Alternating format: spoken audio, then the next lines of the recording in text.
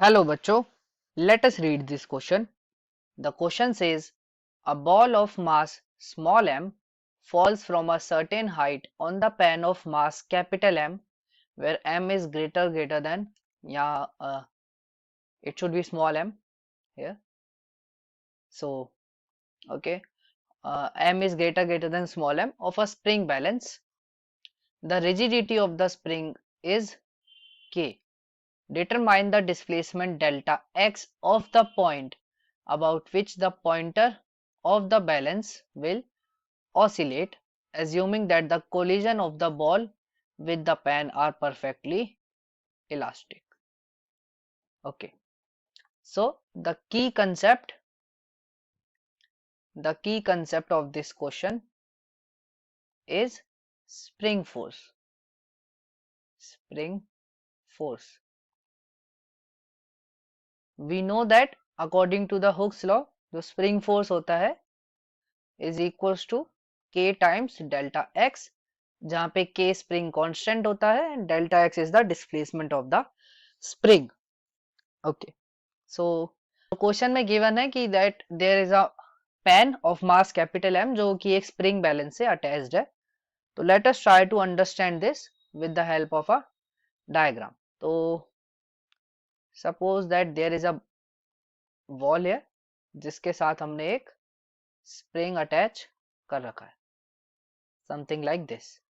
और इस स्प्रिंग से एक पेन अटैच्ड है कैपिटल मास m का, और हम लोग इसके ऊपर एक बॉल को ड्रॉप करते हैं, स्मॉल m मास की बॉल को. लेट अस सपोज एक हाइट मान लेते हैं, हाइट स्मॉल h के साथ हम लोग इसको ड्रॉप कर रहे हैं. तो let us say that initially ball हमारी a पोजीशन पे थी and then when it strikes the pen here, ये पोजीशन हमारी पोजीशन b है. तो यूजिंग बेसिक काइनेमेटिक्स, अगर ए से बी तक बॉल आ रही है तो उसको आने के लिए जो टाइम टेकन होगा, it will be equals to under root 2h over g, जहाँ पे g is the acceleration due to gravity. Okay, but since the collision हम लोगों को इलास्टिक, परफेक्टली इलास्टिक मानना है, तो हमें पता है कि if the ball is dropping from a height h, ए से बी तक आ रही है, तो उसके बाद वापस से वो ए तक जाएगी, बिकॉज इलास्टिक कोलिजन में एनर्जी कंजर्व रहती है, तो there will be no loss of energy. तो वापस से बॉल बी से ए तक जाएगी एंड उसके लिए जो टाइम लगेगा, टोटल टाइम, वो 2 राउंड हो जाएंगे, लाइक एक राउंड पूरा कंप्लीट हो जाएगा. तो it will be 2 times under root 2h over g. Okay, so this will be the total time taken from going from point A to B and then वापस to point A. तो initially like we can assume कि जब ball B पे strike करती है तो उसकी velocity नीचे की ओर कुछ v है, एंड जब वो वापस से जाती है तो उसकी वेलोसिटी ऊपर की तरफ v होगी. तो अगर मैं चेंज इन मोमेंटम निकालना चाहूँ तो delta p it will be equals to mv minus m minus v. अगर हम एक डायरेक्शन नीचे वाली पॉजिटिव मान रहे हैं तो ऊपर वाली हम नेगेटिव मान सकते हैं. तो it will be 2mv.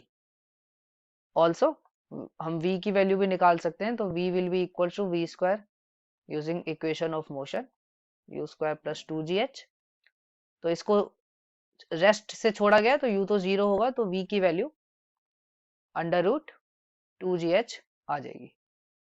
And उसके बाद हम लोग चेंज इन मोमेंटम जो था, this implies that change in momentum जो आ जाएगा वो आ जाएगा 2m, v की जगह हम लोग लिख देंगे 2h g. तो एक छोटे से इंस्टेंट डेल टी के लिए चेंज इन मोमेंटम आ गया है, बट हम लोगों को मीन चेंज इन मोमेंटम निकालना है. तो let us consider a time interval capital T. तो इस कैपिटल टी टाइम इंटरवल में हम लोग एवरेज मोमेंटम निकालने की ट्राई करते हैं. तो जो मीन एवरेज होगा मोमेंटम चेंज का, ये हो जाएगा डेल्टा पी, जो छोटे से इंटरवल के लिए था, डेल्टा टी इंटरवल के लिए, into capital T by delta T.